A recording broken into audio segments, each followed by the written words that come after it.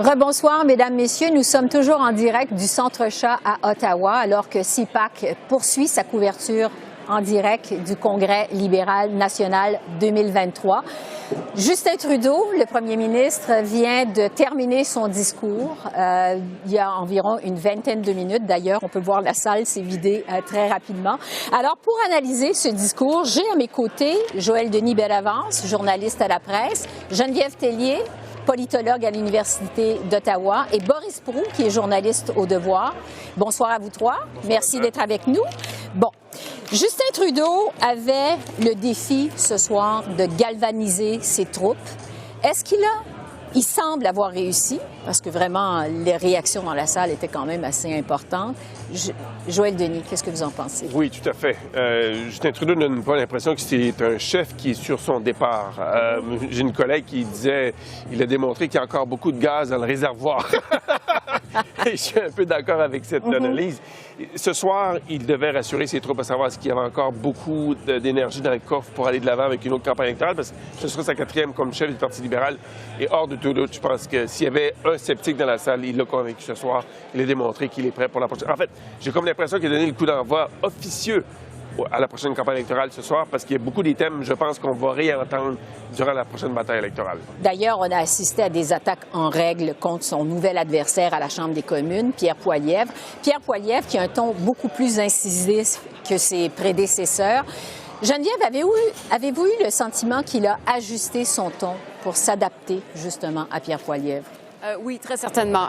On a vu plus combatif, plus sur l'attaque, mais en cernant bien le personnage de Poilievre, Pierre Poilievre, c'est-à-dire de ne pas faire la même chose que lui. Alors, ce qu'il reproche à Poilievre, il ne le fait pas lui-même, puis montrer qu'il est un peu au-dessus de la mêlée, qu'il ne s'abaissera pas à des attaques partisanes à la Poilievre, que lui, il va être guidé par la science. Il a même dit les données probantes. Et donc, de laisser la polarisation, les fake news et tout ça, c'est pour Pierre Poilievre, mais lui, c'est un homme d'État sérieux, crédible sur la scène internationale. Il a essayé de nous le montrer aussi. Et donc, mais en même temps, en attaquant Pierre Poilievre. Oui. Boris, qu'est-ce que vous avez pensé du discours de Justin Trudeau? Bien, ce qu'ont dit mes collègues est très vrai. D'abord, Pierre Poilievre a été mentionné une dizaine de fois, je pense, en tout et pour tout. On s'adressait peut-être pas au grand public ici, mais beaucoup plus aux partisans libéraux. Donc, le message, c'était qui est l'ennemi, si on veut? Bien, clairement, l'ennemi, c'est M. Poilievre, ou les gens à convaincre dans la population, c'est les travailleurs ordinaires. On a parlé de ce Michael, un travailleur de la construction déçu. Bon, c'était le genre d'électeur qu'il va falloir courtiser. Et puis, on a présenté ça comme un choix très binaire, hein? La vision de Pierre Poilievre, qui est toutes sortes de choses, et la sienne plus progressiste. Donc, on n'a pas mentionné le NPD, avec qui on a fait une entente. On n'a pas mentionné le Bloc québécois du tout dans ce discours-là. Ça a été un peu mentionné par Mme Joly juste avant, mais oui. Bref, c'est un peu un argument de cadrage ici pour présenter ça vraiment comme un dilemme entre deux options. Joël Denis. L'un des passages que j'ai aimé, en tout cas, je pense qu'il a marqué le coup, c'est pour introduire ce que M. Trudeau allait présenter aux militants libéraux, c'est qui sommes-nous? Rappelez-vous ce que ça veut dire être un libéral.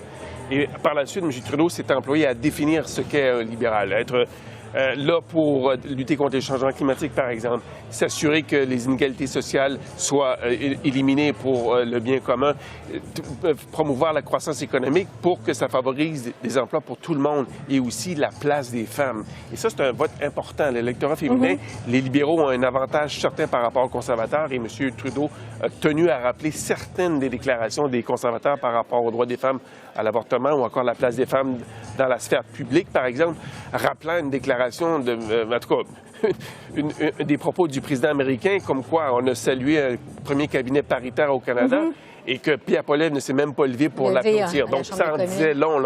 Pour M. Trudeau, il l'a défini, c'est quoi être un libéral? Il a voulu le rappeler aux troupes pour justement entreprendre la prochaine bataille. Oui, si je peux me permettre dans ça, continuer. Effectivement, qui est libéral? Qu'est-ce que les libéraux ont accompli jusqu'à présent? Donc, ils ont parlé de son bilan, tous les progrès aussi avec les soins dentaires, mais l'allocation familiale pour enfants. Et qu'est-ce qui reste à faire? Alors, c'est aussi bien le passé que le futur. Il n'y a pas juste été sur un aspect, mais il reste à faire beaucoup l'économie verte. Ça, je pense, ça va être le thème qu'on va entendre souvent. Les voitures électriques, la filière des batteries, ça va revenir, à mon avis. À la prochaine campagne électorale. Parce que Justin Trudeau a beaucoup tablé ce soir, effectivement, sur son bilan. ses réalisations depuis qu'il est au pouvoir en 2015. Bon, il est revenu sur son élection de 2015, l'élection de 2019, l'élection de 2021. Est-ce que Justin Trudeau a réussi à démontrer, Boris, qu'il est à la tête d'un gouvernement qui ne souffre pas de l'usure du pouvoir? Bien, Justin Trudeau a d'abord présenté un peu l'antithèse. Est-ce qu'on est trop woke? Il a un peu dit ce mot-là qui est utilisé beaucoup par les commentateurs et autres, par M. Poilievre. Et il a répondu à ça en disant ben non, c'est le temps, M. Poilievre, de vous réveiller. Donc, nous avons fait ci, cela, les garderies, tout le bilan donc des derniers budgets, le bilan libéral des dernières années. Et à cela, en toute fin de discours, M. Trudeau a voulu enlever toute ambiguïté sur le fait qu'il se représenterait d'ailleurs aux prochaines élections. Il a dit quelque chose comme « c'est l'honneur de ma vie de mener ce combat donc des prochaines élections ». Donc, en tout cas, si c'était pas assez clair, là, ça l'est. Il sera de la partie, il sera candidat là, pour les prochaines élections. Oui, c'est ça, parce que ce congrès survient alors qu'il a plusieurs spéculations entourant l'avenir de M. Trudeau. M. Trudeau l'a encore montré ce soir, a l'intention d'être là pour la prochaine élection. Est-ce qu'il a réussi quand même, Geneviève, à surmonter les incertitudes quant à son avenir? Oui, moi je pense que oui. Ce soir, c'était important. Il est bien en selle. Oui, bien en selle, on le verra. C'est pas sûr que son entourage va être d'accord. Je veux dire, on entend depuis déjà un bon bout de temps qu'il y a des ministres qui aimeraient un jour prendre sa place. Et là, ces ministres-là viennent de se faire dire, ou ces futurs candidats-là viennent de se faire dire, il va falloir que vous attendiez. Moi, ça me rappelle un peu Paul Martin puis Jean Chrétien. C'est ça qui est arrivé à la fin de M. Chrétien. Et donc, ça pourrait aussi survenir avec M. Trudeau, parce qu'il vient de leur dire, vous allez devoir patienter. Mais je pense qu'auprès de ces militants, le message est clair. Puis oui, pour cette raison-là, il est bien en selle. Puis toutes les controverses qu'on a entendues ces derniers jours, on les a complètement oubliées ce soir. Donc on semble être positif pour l'avenir. Il n'y a pas été question d'ingérence chinoise. C'est un congrès qui survient alors que le gouvernement a vraiment de la difficulté à se distancier du dossier de l'ingérence chinoise. Joël Denis, est-ce qu'il va pouvoir s'en tirer tout le... Bien, M. Trudeau doit tenir un point de presse demain. Donc, oui. Évidemment, la question va lui poser parce qu'on a appris aujourd'hui à la Chambre des communes que peut-être la conseillère en matière de sécurité nationale de M. Trudeau était au courant que le député conservateur Michael Chan avait fait la cible de tentative d'intimidation de la part de la Chine. Donc, est-ce que si la conseillère de la sécurité nationale le savait, pourquoi M. Trudeau dit qu'il ne le savait pas, qu'il ne l'a appris que lundi? Donc, il y a une certaine contradiction qui a émergé à la suite de la période des questions d'aujourd'hui. Mais je vous dirais que, est-ce que, en bout de piste, ça va peser lourd dans la balance lorsque les Canadiens vont aller voter, soit en 2024, soit en 2025? Je ne pense pas. Parce qu'au bout du compte, les Canadiens votent toujours pour le pain et le beurre, et le parti qui sera en mesure de mieux définir quelle est la meilleure recette pour s'assurer que les gens aient du pain et du beurre sur la table, je pense, va avoir la meilleure chance de remporter les élections. Oui. Geneviève? On s'en va pas en élection demain matin, parce qu'il y a beaucoup de spéculations sur un gouvernement minoritaire. Je pense qu'on a vu un M. Trudeau qui nous a dit, oui, je me présente, on s'en va en élection, mais on va aussi planifier la prochaine élection. Il a parlé à ses membres, comme tout chef, en disant, bien, j'ai besoin de vous, il faut aller sur le terrain, il faut faire du travail, il faut que... On a entendu ça aussi au cours de la soirée par d'autres. Il faut convaincre vos voisins de la marque libérale. Et donc, et c'est pour ça que je dis, on n'ira pas en élection immédiatement. Je serais très surprise qu'on soit en élection en 2023. Mais M. Trudeau va nous préparer à celle qui s'en vient. Joël Denis le disait tout à l'heure, M. Trudeau va être ici demain matin pour un bref point de presse. Par la suite, il s'envole vers l'Angleterre. Il va assister au couronnement du roi Charles. Il va donc pas assister à la majeure partie de ce congrès. Boris, est-ce que c'est une erreur? Ah ben ça, c'est lui qui connaît son parti assez bien puisqu'il le dirige depuis maintenant 10 ans, donc je pourrais pas vous dire, mais je suis certain aujourd'hui, on l'a beaucoup vu au Congrès, prendre des autoportraits, serrer des mains, donc il était très, très présent toute la journée, je crois, pour rencontrer ses militants. Pour la suite des choses, écoutez, je ne sais pas. Je ne sais pas si M. Trudeau pouvoir faire parler de lui à l'étranger. Je sais que lorsqu'il était à Londres pour le décès, donc les funérailles de la reine, dernièrement, ça a défrayé les manchettes à cause de la chambre d'hôtel à 6 000 $. Cette fois-ci, je ne sais pas dans quel état on me dit sera qu'il va l'état être là à peine 24 heures. Il n'y aura peut-être même pas le temps de dormir. Dans un motel peut-être un peu moins cher, je ne sais pas.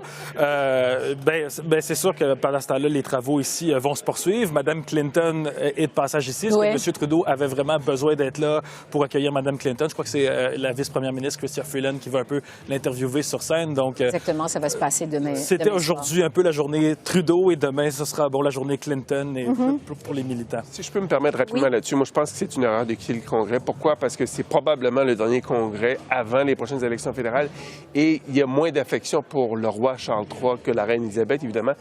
La monarchie britannique est en perte de vitesse au Canada. L'attachement à la monarchie n'est pas la même.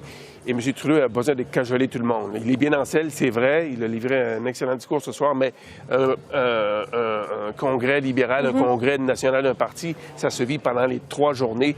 Et tout le monde doit être là jusqu'à la fin, surtout le chef. Donc, moi, je pense que, si j'avais été dans ses souliers, j'aurais pris une autre décision que d'aller en Grande-Bretagne. Geneviève? Oui, moi aussi, je pense que c'est une erreur. Je m'excuse, Maurice. Mais je pense que c'est une erreur parce qu'il a raté une occasion en or de prendre le pouls de ses troupes. Ça n'arrive pas souvent, cette occasion-là. Puis justement, de passer 3 jours à parler aux gens puis à vraiment comprendre leurs préoccupations, c'est précieux, ça. Puis il ne retrouvera pas ça. Ça va lui demander beaucoup de temps plus tard pour pouvoir faire le même exercice. Il n'y aura pas d'autres congrès avant la prochaine élection. Puis aussi l'image que ça donne aux Canadiens. Ça aussi, ça aurait été une image forte. Essayer d'enlever un peu l'image élitiste qui lui colle à la peau et qui va encore lui coller à la peau avec son voyage à Londres.